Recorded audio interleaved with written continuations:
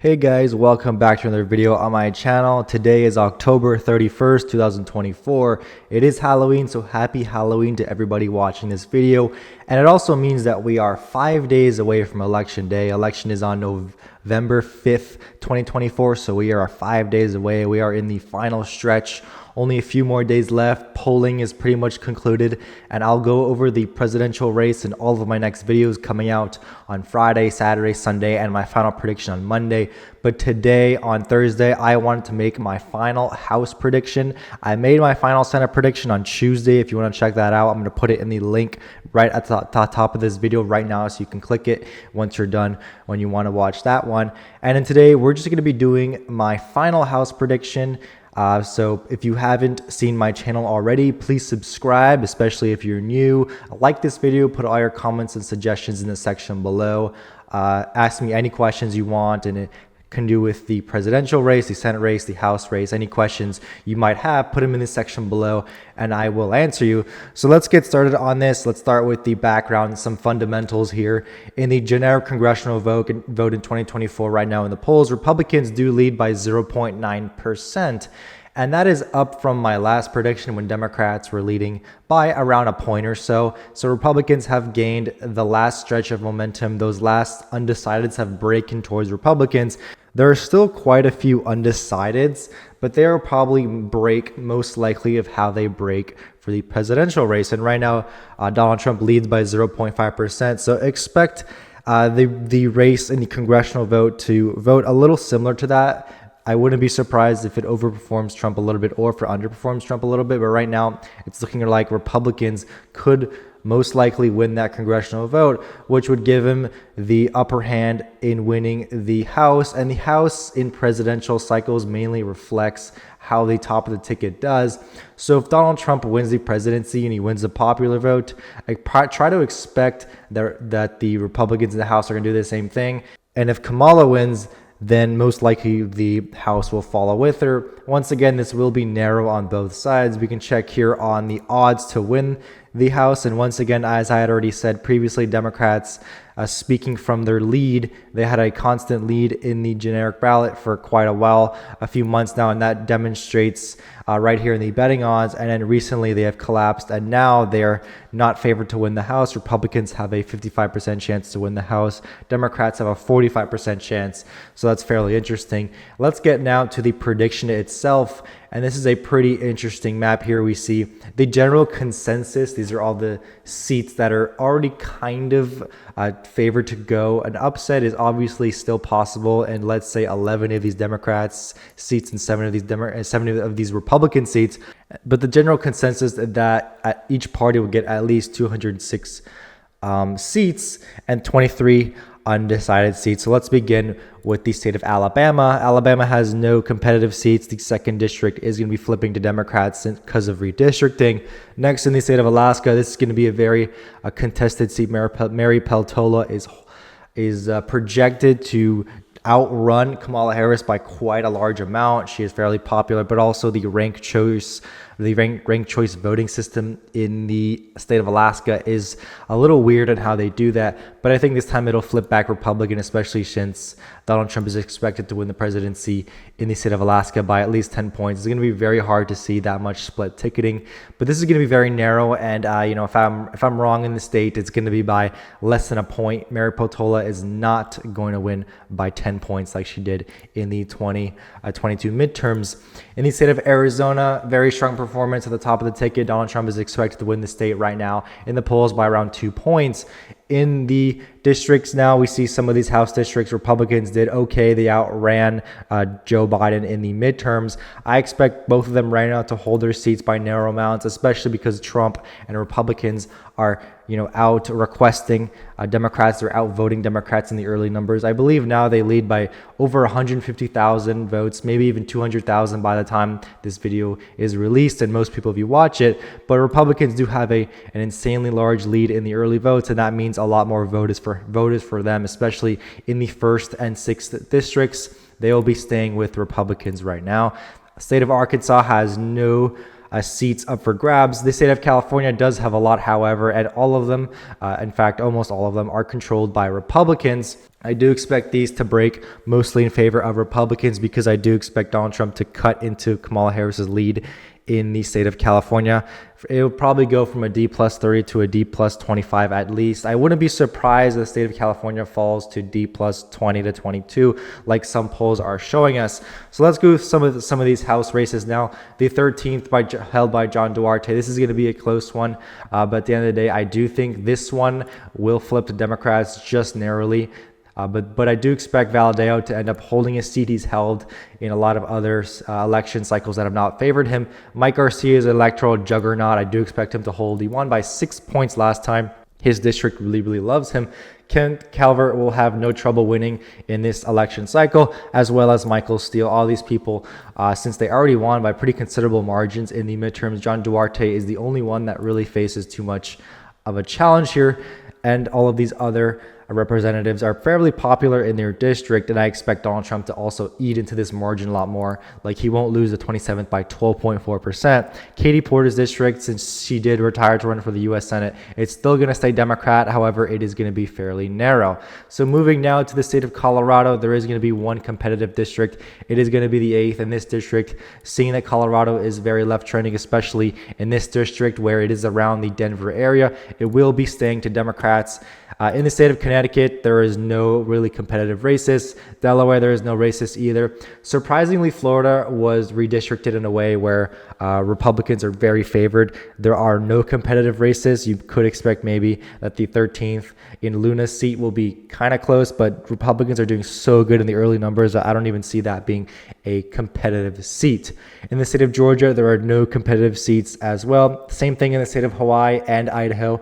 Illinois, the 17th, will not be competitive. This is a very heavy gerrymander in the side of the Democrats. Like, look at all the spaghetti going around here. It's fairly interesting how you see some gerrymandering in some of these states, and it definitely happens on both sides of the aisle. Moving now to the state of Indiana, there are no competitive seats as well. In Iowa, there are going to be 2 competitive seats. Both of them will be held by Republicans. This is a state that I do expect Donald Trump to expand on a little bit. He won in 2020 by around 8 to 9 points. I expect him this time to win by over 10 points, possibly in that safe margin. He will expand his margins in all these districts, and all of these representatives will most likely be able to hold, and Republicans will have all of the districts in the state of Iowa. In the state of Kansas, the 3rd district is going to stay with Democrats. In the state of Kentucky, there are no competitive districts. Louisiana is also receiving a flip because the 6th district is flipping from Democrat to Republican due to redistricting. Same thing that happened with Alabama. In the state of Maine, we are going to have a pretty competitive district in Jared Golden's seat. Trump won it by 6 to 7 points in 2020. And in the midterms, Golden was able to win by 6.1%, the exact same margin as Trump. This time around, I think Trump will probably win the 2nd district by over 10 points. And whether or not Golden can hold his seat is something that is really up for grabs.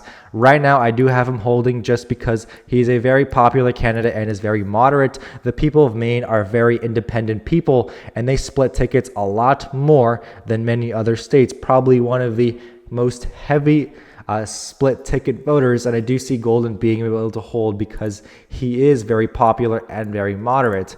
In the state of Maryland, there are going to be no competitive seats, very Democrat state. Same thing with Massachusetts, all safe Democrat. In the state of Michigan, we're going to be having 2 competitive races down here, and we do have both of them being held by Democrats. Alyssa Slotkin is retiring to run for the U.S. Senate, and then Dan Kildee is also retiring. He is not running for re-election, so both of these are open seats, and these are going to be very close. I do think that one of them, if not both of them, could flip. Right now, I'm going to put the 8th district more of a chance of holding for the Democrats, and then I'm putting the 7th district as flipping. But don't be surprised if it goes the other way around, where the 8th district flips and the 2nd district doesn't. I do see the president level flipping back Republican. Trump is probably going to win the 7th district outright, and since Slotkin is not even running, she does not have the incumbency factor. Moving now to the state of Minnesota, there are going to be no no competitive districts. Now to the state of Mississippi, no competitive districts as well. Same thing with Missouri and Montana. The first district is probably going to be below 10, but still will not flip to Democrats. This is a state where Republicans are probably in trouble in the second district. Harris is doing extremely well in the second district on the presidential level. And right now, I do expect Don Bacon to actually lose his seat. He won by 2.7%. I think this time he'll lose once again by a narrow amount. An upset is very popular given that all these are rated as toss-ups, but I'm going to give it more of a chance that he does lose his seat to Vargas than holding it this time around. Moving now down to the state of Nevada. I expect these three seats to actually be closer because Republicans are actually gaining a lot of momentum in the presidential election. So I expect two of these seats to actually fall in that lean column. Meanwhile, I expect the first to stay in that likely column. Nevada is going to be the state that I expect Donald Trump right now to gain a lot. So these districts will feel the brunt of that. In the state of New Hampshire, I do expect Chris Papa's seat to actually be lean. This is a state that also splits their tickets a lot. So if you do see Donald Trump come within a point of winning the state, I would still expect both representatives to hold a lot. Maine and New Hampshire split their tickets a lot more than most other states in the country. Now in the state of New Jersey, there is not going to be any competitive seats. This is also a state that favors Democrats pretty heavily. The state of New Mexico, I do expect the second district to stay with the Democrats. In the state of New York, we're going to get a lot of competitive seats here, most of them held by Republicans. Republicans did perform extremely well in the 2022 midterms. I expect Donald Trump to actually perform very well in the presidential race. Some polls have it at between 12 to 15 points for the the vice president, not the former president. But that still, I see a lot of Democrats flipping some of these seats. Despacito's seat is already rated as lean Democrat, and I do agree with that. Lawler's seat is going to be very, very close. I will actually still keep them at holding that seat by a narrow amount. Mark Melinero's seat is also going to be very close. I do expect him to hold his seat. Brandon Williams, I do agree that he will lose his seat. So Democrats will probably gain 2 seats from the state of New York because, once again, Republicans did so well in the midterms, and it is going to be very hard to hold that as well. I do think that New York was redistricted to favor Democrats also, so that's not going to favor the Republican Party of New York. In the state of North Carolina, Republicans automatically gain 3 seats from redistricting. As you can see, these incumbents are not even going to run because they know they're probably going to lose. This one is actually an automatic flip since there is no opponent. And then we have Don Davis's seat, and this seat is in the 1st district. This is a district that I do expect Republicans to gain a lot, Donald Trump to gain a lot. He will swing this district probably more to the right. And because of that, I do actually expect Don Davis to go down by a narrow amount. This is going to be a very, very close race. So we're going to end up waiting and seeing, but I expect right now that he will lose just narrowly. North Dakota, there are no competitive districts. In Ohio, the 9th and 13th are expected to hold for Democrats. In the state of Oklahoma, a deep red state, no competitive districts. In the state of Oregon, we do have the 5th district. This is held by a Republican. She did win 2.1% in a district that Joe Biden won by 9 points. It will flip back Democrat this time because it is going to be very hard for her to overperform such a margin. Obviously, I do think that margin is going to shrink, but it will not be enough. And right now, I do have it flipping back to the Democrats. In the state of Pennsylvania, we do have 2 main competitive districts. Susan Wild's seat is actually rated for her already in the lean column. However, I do argue that this could be a toss-up. I think Republicans could win it. I'll leave it right now with the Democrats in that lean column. Matt Cartwright's seat, this is a district that Trump actually won. I do think he's going to go down right now in that district. And then Scott Perry, I do believe, will hold. So Republicans gaining 1 seat out of the state of Pennsylvania. And we are almost done. We have a few more states left. The state of Rhode Island, there are going to be no competitive districts. South Carolina as well, no competitive districts. South Dakota, nothing. Tennessee, nothing. Texas, despite there being like 34 districts, there are going to be no competitive districts because, once again, gerrymandering, this time in favor of Republicans. Utah will have no competitive districts. Vermont will have none. Virginia will have 1 competitive district. And I do leave this right now just in favor of Democrats. Spanberger is actually retiring to run for governor, so this will be an open seat. Donald Trump will probably cut into that lead a little bit, but I still give it to the Democrats in a lean column, very, very narrow. The state of Washington, the 3rd district, I do see this being very close. Right now, I do actually have it flipping. Donald Trump actually won by 4.2%. Marie Perez this is going to be a very close seat. She only won by 0.8%, and right now I do have her going down in that district. The final 2 states, Wisconsin, are having no competitive districts, and also Wyoming will have no competitive districts. So this is going to be our map right now. We have 222 for Republicans, 213 for Democrats. Basically, it's going to be a fairly minor to no change from the map we do have now. Democrats are going to gain a couple seats. They're going to gain 1 right now in the state of California, also in Oregon, a couple in the state of New York. Republicans will offset that with North Carolina, where they gain 3 to 4. Democrats will also gain 2 more in the states of Alabama and the state of Louisiana. I do expect Republicans to flip 1 in Pennsylvania and 1 in Michigan, which will give them just the edge.